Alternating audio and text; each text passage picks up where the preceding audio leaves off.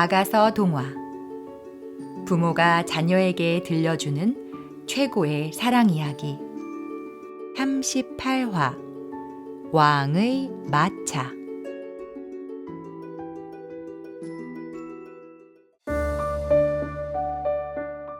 이번 호는 아가서 3장 5절을 읽고 시작해 볼게요. 예루살렘의 아가씨들아, 노루와 들사슴을 두고서 부탁한다.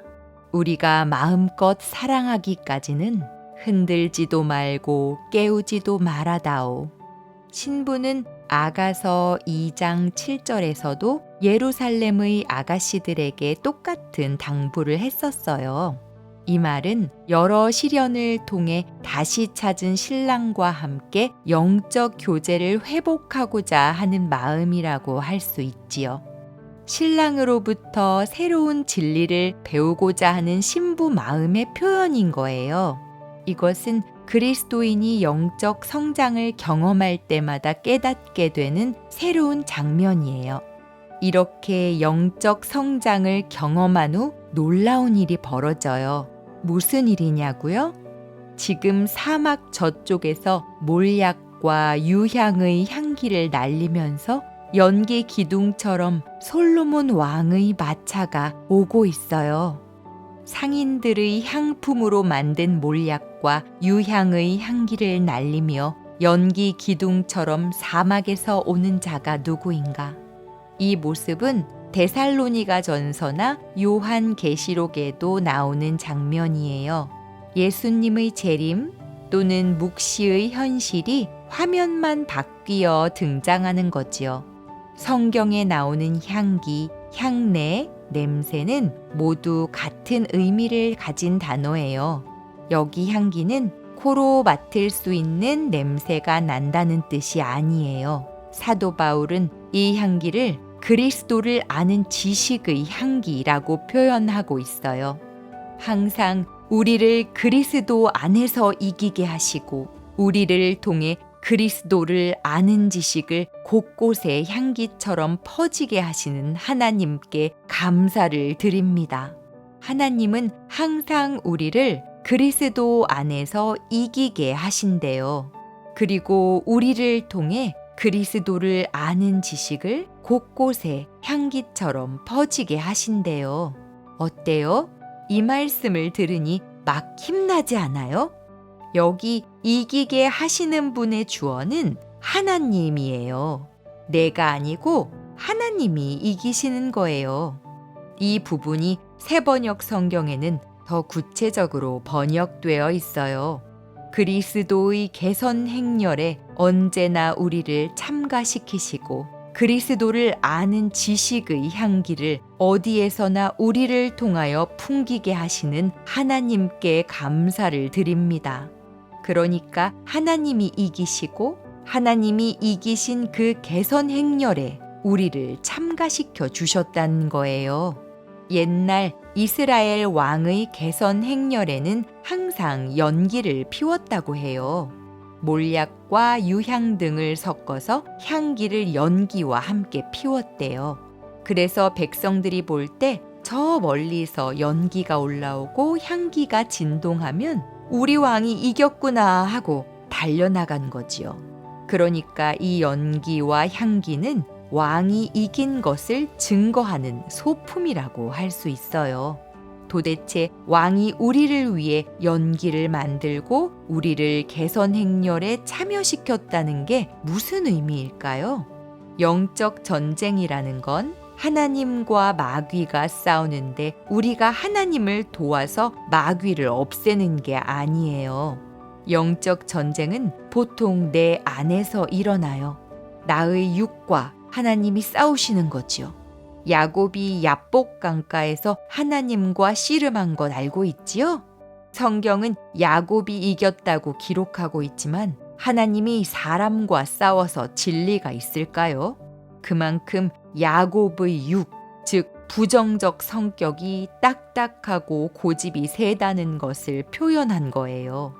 우리의 육이 야곱처럼 고집이 세고 딱딱하게 굳어져 있고 끈질기다는 거지요. 그런데 아가서에서는 하나님이 이겼다고 나와요. 하나님이 이겼다는 건 내가 졌다는 뜻이죠. 마찬가지로 하나님의 개선 행렬에 우리를 참가시키시고 향기를 풍기게 하셨다는 것은 하나님이 나를 이기셔서 나는 하나님의 은혜가 아니면 예수님과 연합할 수 있는 존재가 아니구나를 드러내는 자, 향기를 풍기는 자, 알리는 자가 되게 하셨다는 뜻이지요. 사실은 내가 진 건데 하나님은 나를 이기는 자로 여겨주신다는 거예요. 하나님이 이기신 개선 행렬에 참가하는 자격을 얻고 그리스도의 향기가 되었다고 해서 우쭐거릴 건 없어요. 나의 향기가 아니고 그리스도의 향기니까요. 그건 야곱의 엉덩이 뼈를 쳐서 그의 이름을 하나님과 겨루어 이겼다는 뜻의 이스라엘로 바꿔주신 것과 똑같은 뜻이거든요. 우리의 육을 죽여 이기는 자로 만들겠다는 하나님의 의지인 거예요. 육이 죽지 않으면 엉덩이 뼈가 부러지는 거지요. 뭐라고요? 엉덩이 뼈가 진짜로 부러지냐고요? 그게 아니에요. 몸이 아니라 내가 왕이었던 나의 자아, 부정적 성격이 죽는 거예요. 그렇게 하나님에 의해 나의 육이 죽으면 놀라운 일이 벌어지는 거예요. 보라, 이스라엘의 용감한 병사 60명의 호위를 받으며 솔로몬의 마차가 오고 있다. 아가서 기자도 너무 놀라워서 저기 봐! 하고 외치고 있어요. 상상해 보세요. 왕의 마차, 솔로몬의 마차가 용사 60명의 호위를 받으며 연기 기둥처럼 오고 있는 장면을 말이에요. 원래 솔로몬 궁에 왕의 경호원이 600명이 있었다고 해요. 그런데 그 중에 엘리트 용사 10분의 1을 뽑아서 마차를 호위하게 한 거예요. 히브리 사람들에게 10분의 1은 그 핵심이라는 뜻이에요. 그러니까 용사 중의 용사라는 거지요. 여기 솔로몬의 마차가 라는 문장에서 마차는 히브리어 여성 명사로 쓰여 있어요. 다른 말은 남성 명사로 표현해 놨는데 마차라는 단어만 여성 명사로 써놓은 거예요.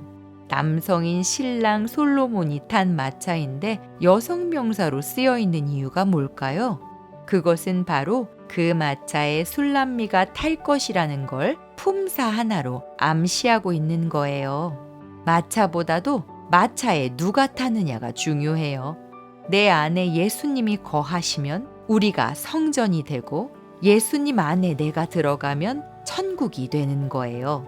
사도 바울은 고린도 전서에서 여러분은 하나님의 성전이며 하나님의 성령이 여러분 안에 거하신다는 것을 알지 못합니까? 하고 성령님을 통해 우리 안에 예수님이 계시기 때문에 우리가 성전이라고 알려주고 있어요. 왕의 마차에 미천한 여인이 타면 마차가 미천하게 바뀌는 게 아니라 여인의 신분이 고귀하게 바뀌는 거예요. 이렇게 미천한 여인이었던 술람미를 태우러 지금 왕의 마차가 오는 거예요. 하늘의 용사와 함께 우주의 왕이신 신랑 예수님의 마차가 몰약과 유향의 향기를 풍기면서 연기 기둥처럼 우리를 태우러 온다니 상상만으로도 정말 가슴 벅차지 않아요? 그런데 놀라운 사실은 예수님이 재림하실 때 상상이 아니라 진짜로 신랑이신 예수님이 우리를 데리러 오신다는 거예요. 와우! 다음 호에서는 어떤 놀라운 사실을 알게 될지 너무 기대되지 않나요? 다음 시간에 만나요. 샬롬!